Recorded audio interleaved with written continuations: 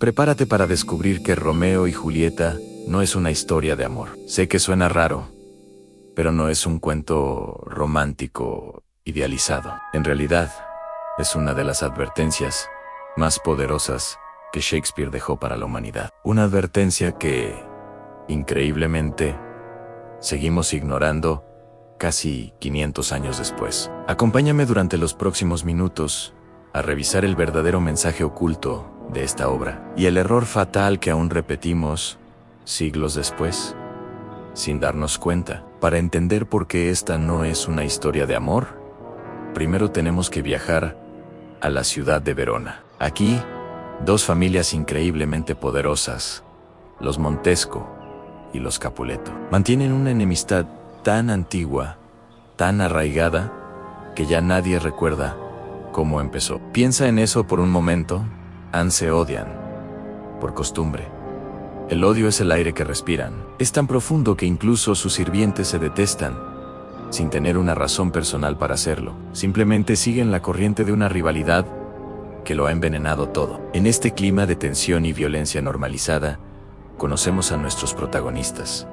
Por un lado, está Romeo Montesco. Él no es el típico bravucón de su familia. Es un joven melancólico, poético, que pasa sus días soñando con un amor ideal.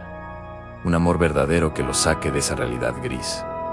Y por el otro lado, está Julieta Capuleto. Y aquí viene el primer shock para muchos. Julieta tiene apenas 13 años. No es una mujer hecha y derecha, decidiendo su futuro. Es una adolescente, casi una niña, atrapada en un mundo donde su destino ya ha sido decidido por otros. Su padre ya tiene planes para ella.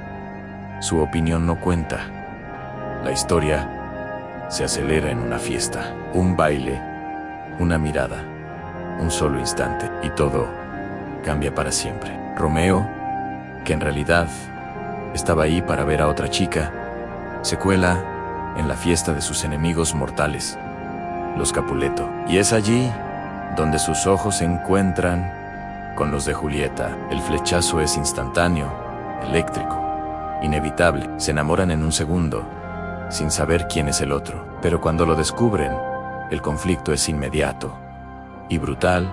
Él es un Montesco. Ella es una Capuleto. Ambos sienten el peso insoportable de sus apellidos, de esa historia de odio que no les pertenece, pero que los define. Sin embargo, en la audacia de la juventud, toman una decisión que cambiará el curso de sus vidas. Deciden que su amor, ese sentimiento puro que acaban de descubrir, es más fuerte y más importante que cualquier odio heredado. Esa misma noche, en la famosísima escena del balcón, bajo la luz de la luna, no solo se declaran su amor, sino que prometen casarse en secreto. Todo en cuestión de horas. No hay reflexión, no hay pausa, solo un impulso arrollador. Aquí es donde entra en juego un personaje crucial, el fraile Lorenzo. Él es una figura de paz en medio de tanto conflicto, y cuando los jóvenes acuden a él, desesperados, ve una oportunidad. Acepta casarlos en secreto, no solo por compasión, sino con una esperanza estratégica. Cree que esta unión, este amor puro, podría ser el puente que finalmente reconcilie a las dos familias enemigas. Su intención es buena, pero el plan es frágil. Y es que la violencia que los rodea no desaparece solo porque ellos se amen. Al contrario, se intensifica. Teobaldo, el primo de Julieta, un joven impulsivo y lleno de orgullo, busca a Romeo para retarlo a un duelo. Quiere vengar la ofensa de que un Montesco haya entrado en su casa. Pero Romeo se niega a pelear. Acaba de casarse con Julieta. Ahora, Teobaldo es parte de su familia, aunque nadie lo sepa. Para él, el odio ha terminado. Pero su mejor amigo, el ingenioso y temperamental Mercucio, no entiende esta repentina pasividad. Cree que Romeo está siendo un cobarde, así que interviene y acepta el duelo en su lugar. El caos se desata. En la confusión de la pelea, Mercucio cae herido de muerte. Y es aquí donde Romeo, nuestro soñador poético, cegado por el dolor, la culpa y la sed de venganza, comete su error fatal. Olvida sus votos de paz, olvida su amor por Julieta, y en un arrebato de furia, mata a Teobaldo. En ese instante, la esperanza se quiebra. La ciudad se fractura una vez más por la violencia. El príncipe de Verona, harto de la sangre en sus calles, toma una decisión. Romeo es desterrado. Debe abandonar la ciudad y a su nueva esposa para siempre. Julieta se queda completamente sola, atrapada. Sus padres, que no saben nada de su matrimonio secreto, deciden que es el momento perfecto para alegrarla de su tristeza por la muerte de su primo. ¿Cómo? Obligándola a casarse de inmediato con el conde Paris, un pretendiente que ellos han elegido.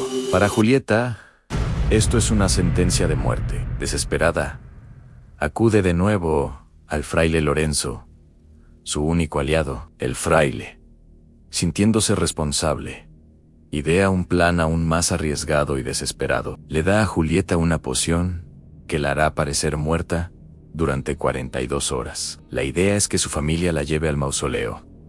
Y mientras tanto, él enviará una carta a Romeo explicándole todo. Romeo volvería en secreto. La encontraría en la tumba. Esperaría a que despertara y huirían juntos a Mantua para empezar una nueva vida, lejos del odio de Verona. Suena como un plan sacado de una película, pero es su única esperanza. Pero aquí es donde la tragedia se vuelve inevitable, y es por una razón tan simple como devastadora. La comunicación falla. La carta que explica todo el plan nunca llega a manos de Romeo.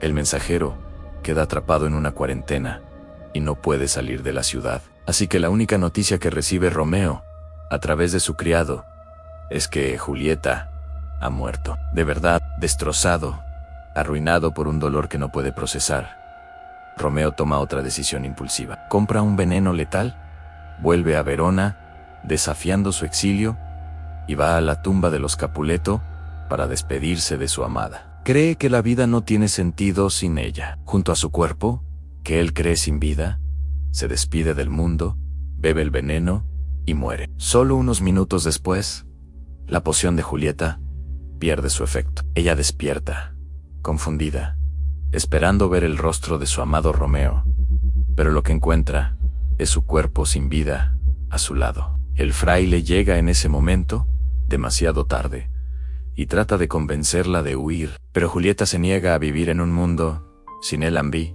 el puñal de Romeo, y sin dudarlo un segundo, se quita la vida. La tragedia finalmente ha ocurrido, y es esta doble muerte la que irónicamente destruye a las dos familias, pero también las despierta. Cuando los Montesco y los Capuleto llegan al mausoleo y ven los cuerpos sin vida de sus hijos, por fin entienden que su orgullo, su rivalidad, su odio sin sentido, ha sido la causa de todo. Se dan la mano sobre los cadáveres de los jóvenes, pero la paz llega demasiado tarde. El precio ha sido el más alto posible. Y aquí es donde debemos detenernos y preguntarnos, ¿es esto realmente una historia de amor? Shakespeare nunca la escribió como un romance perfecto. Es, en realidad, una obra sobre la impulsividad emocional, sobre el poder destructivo de un odio heredado, sobre el peso fatal de las decisiones apresuradas y, sobre todo,